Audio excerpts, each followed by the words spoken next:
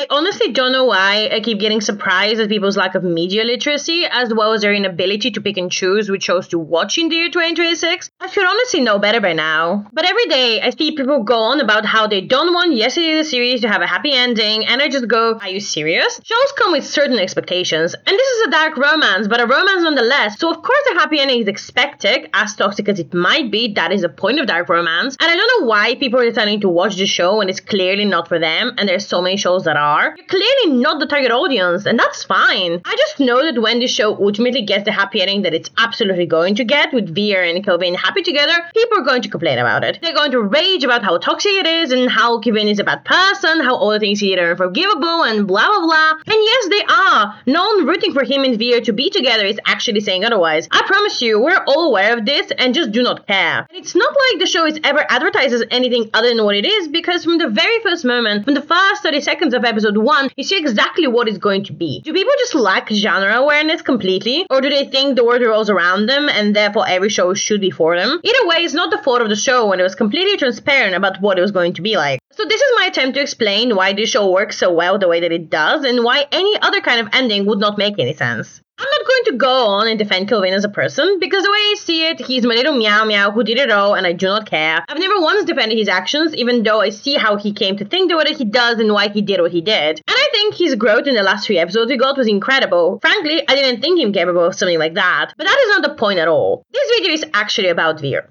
What Veer lost was not his love for Coven, but his trust in him because of the way he betrayed him. It's just easier to say he doesn't love him than to admit that he does, but still can't be with him. During their conversation in episode 8, he says that he loved the Coven who was naive and honest. Wrong? I can roll back the tapes. Veer certainly finds him pitiful, he says as much, and the reason why Coven's con works so well is because it is kind of true. Sure, he plays up the persona, but he is pitiful. His situation is unfortunate and unfair. Ken and Kata are for people who deserve everything they got and will get, hopefully, and Veer definitely enjoys being the knight in shining armor who can save Coven. But in a conversation with Lalit very early on in the show, Veer actually says that Coven hides his sharp intelligence, his ambition, and his determination. He knew that Coven was not quite what he seemed and wanted to lure out whatever was hiding underneath. I'm not saying he can have the rug pulled from under him, especially considering how well Coven played him. Veer truly thinks that there is no one who can outsmart him, so it comes as a shock when someone does. But still, he totally had an inkling about who Coven really was. He was just mad that sharp intelligence was used against him. And Coven didn't suddenly turn into a different person after his scheme was revealed either. There were signs of his red flags way before that. For example, when he gets unreasonably jealous and possessive because of Veer's best friend, and not only does Veer not think that's a problem, he enjoys it and enables him. And when Veer ultimately gets a confession by a naive and honest man in the face of Lavid, he does not care for it at all. Just like with Coven, he came at the right time to fundamentally change Lavid's life, although in this case the difference is that he didn't mean to do it, it's just something that happened. Veer should have been delighted by something like this, but he isn't. Clearly there's only one person he wants to be a knight in shining armor for, even though he does not wish to admit it. It's quite obvious from how he acts when he sees Coven in pain in episode 8, even though everything is supposed to be over between them. He just can't help but worry about him. People often like to go on about how Coven does not deserve Veer after everything that he did to him, but what they often forget is that Veer is actually not that good of a person either. He only seems like he is when standing next to Coven, who is clearly worse. I need you to think about the first episode again. I have no doubt that Veer is a kind person who cannot stand injustice, and that is the reason why he decided to help Coven get out of prison. That and the fact that he saw more value in him than in Ken and Kata combined. But then he asked this guy, who's clearly indebted to him, what he's going to do to repay him, drives into a remote location in his Ferrari, and they proceed to sleep together. This is clearly coercion. It doesn't matter that Coven is playing the long con or that he enjoyed it, because it's Veer's perspective that matters. His help is clearly not for free. He gets what he wants and then tells Coven that it's just a one-night stand and he doesn't love him, that they're not lovers, after he told him that he wants him to be his alone. This is such a scumbag move to pull, especially to someone who was clearly a virgin prior to this and to whom this means something. This is where this could have ended, but it doesn't. He keeps pulling a bait and switch in Coven for a while. He invites him out to something that clearly sounds like a date, but it turns out to be a private party with other people. And not only is Coven understandably disappointed that this isn't a date, he's also clearly not a people person either, so being forced into this kind of situation is uncomfortable for him. And you can tell that Veer enjoys the effect he has on him. You could say that he's trying to test the waters and see if he does feel something deeper for Coven, but Coven clearly has bigger stakes here. And then there's the instance where Veer tries to sleep with a a clearly intoxicated Coven. The fact that he is drunk is reason enough not to attempt anything, but Coven does manage to express his lack of consent. He pushes him away and tells him to go to bed. And Veer's reaction is to get drunk and pissy about it. Later, Coven actually calls him out on his bad habits, saying that he fixes problems by sleeping with people, which is an undeniable fact. I actually think the scene is very interesting with the context of Coven tricking Veer, because he could have easily let Veer have his way with him there to make him happy. He stands his ground and says he doesn't want it if it's a one-night stand. It's a clear example of his blossoming feelings for Veer even this early on. But this video isn't about Coven. Undoubtedly, when Veer has accepted his feelings for Coven and stopped his playboy ways, he's all in. He's devoted to Coven and becomes the green flag everyone claims him to be. But you shouldn't forget how we got there. Even when Veer is locked away by Coven, he cannot stop his affection for him, gently putting his hand on Coven's back when Kata yells at him, putting a jacket over a sleeping Coven, smiling at the dog figurine Coven fixed when Veer was the one who broke it in the first place. Even after he almost died in prison, he still came to see him. Which brings me to the relationship in the here and now. Veer tells Coven to pretend that he's dead. He puts an end to it all, to a relationship that cannot continue due to a lack of trust even if the love is there. And Coven complies. For the first time, he does the right thing and lets him go. He avoids him like the plague. He only gets involved in order to help Veer when Ken questions his project, and even that he fights himself to do, even though without him all of Veer's hard work might crumble. It's Veer who bridges the gap. He tells him that he doesn't need to make himself scarce, that he doesn't need to ask Lalin to handle the communication, and that they can work together. And Coven could have easily taken that as an in, could have used it as an excuse to get close to Veer again. He doesn't. He lets go of Veer's hand first. He remains professional. He doesn't cross the boundary. It's Veer who cannot look away from him, who keeps chasing him around and is concerned about his well-being. He only needs to see him once to take back what he said about them going their separate ways. The title of this video comes from a joke that my friend and I always make about victim blaming Veer, because he would always rather top a twink than stop and think, which remains true if the preview for the next episode is any indication.